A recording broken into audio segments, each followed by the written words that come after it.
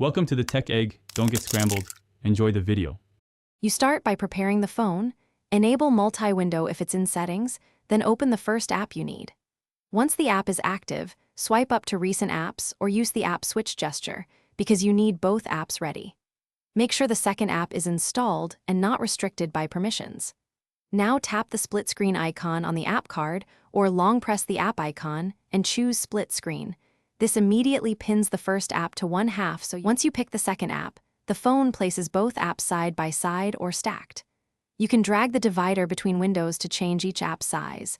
Doing so optimizes space for typing or viewing content. If you need the same app on both sides, use the app drawer to reopen it in the other pane. Make sure to use the three-dot menu or split controls for swap, open in full screen, or convert to pop-up to adapt to your workflow quickly. To finish, drag the divider fully to one edge or tap the expand icon to return a single app to full screen. This closes split mode cleanly. Once done, you can save your workflow by using pop-up view for quick multitasking.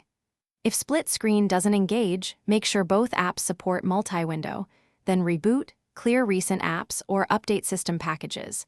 If problems persist, reset app preferences. This often fixes permission or default.